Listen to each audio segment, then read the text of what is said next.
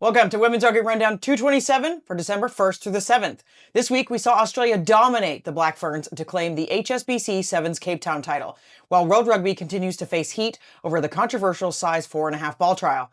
In 15's news, USA Rugby named Olympic silver medalist Jack Hanratty as the new Women's Eagles head coach. Domestically, Gloucester Hartpury, Valsugana, and UL Bohemian maintained their perfect league leads in the WRR Serie A Elite and Energia AIL. I'm Wendy, here to bring you the latest in women's rugby news. This is your Women's Rugby Rundown, and we're about to kick off. Let's start with international sevens news.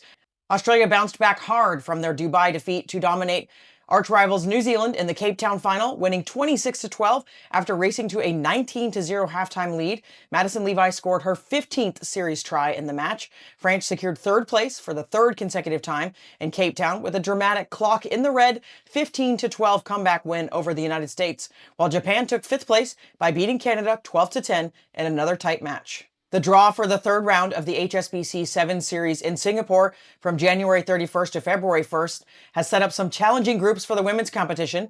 Cape Town champions Australia face a tough Pool A against USA, Japan, and Fiji, while New Zealand headline Pool B and will take on France, Canada, and Great Britain.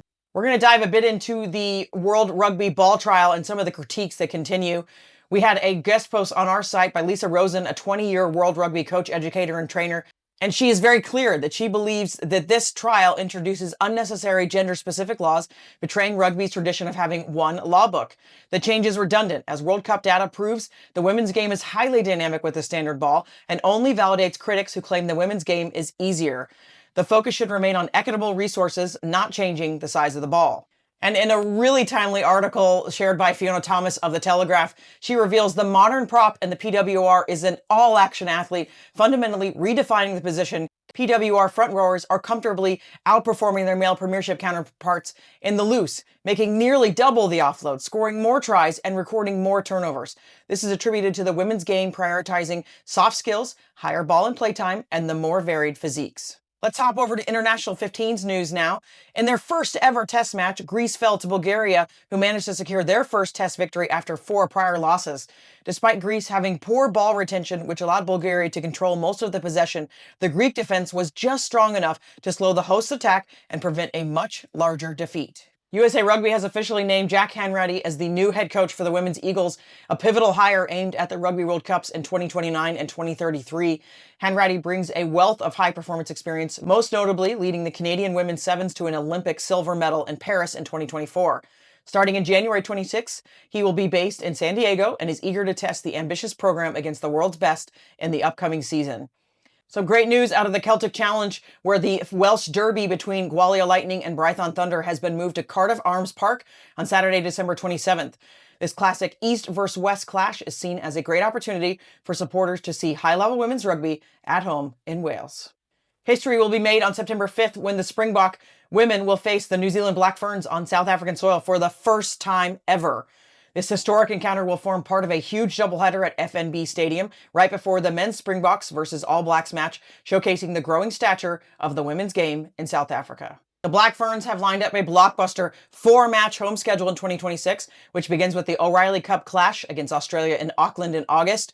Their home season then culminates in an intense 3-test series against France in October as part of the new WXV Global Series. France and New Zealand, of course, have a great rivalry, having faced off in 2 recent World Cup playoffs with games spread across 4 venues nationwide to engage fans. Now let's take a look at domestic and club news.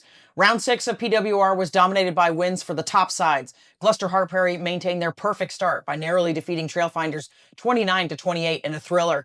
Exeter convincingly beat Bristol 41-10. Harlequins bounced back with a 56-28 victory over a spirited Leicester, who earned their first points of the season. And Saracens secured their 5th straight win by beating Loughborough 33-15 after trailing in the second half.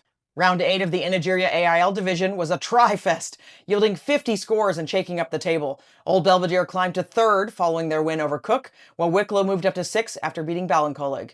The biggest result of the round saw UL Bohemian deliver a massive 102-7 victory over Toulouse, with Railway Union and Blackrock also securing comfortable wins. Round 5 of the Italian Serie A Elite saw Valsugana maintain their league lead with a 43-12 victory over Colorno, setting up a clash of the Titans next week. Villobra earned a massive 107-0 win against newly promoted Naples to stay a point behind the leaders. Benetton secured an away bonus point win, and Union Capitolina defeated Torino to move off the bottom of the table. The Mary Graham All-Star Tournament in the United States was a fantastic affair. 2 days with 8 teams in attendance. The USA South winning the Cup competition and Eastern Penn winning the Plate, which means they will move up to the Cup competition next year. PRU Toast, the host of the tournament, will move down to the Plate competition, their first time ever in that tier. That does it for us. As always, there's more news on our site at yscrugby.com. Never miss one of our episodes. Women's Rugby Rundown is available anywhere you get your podcasts from.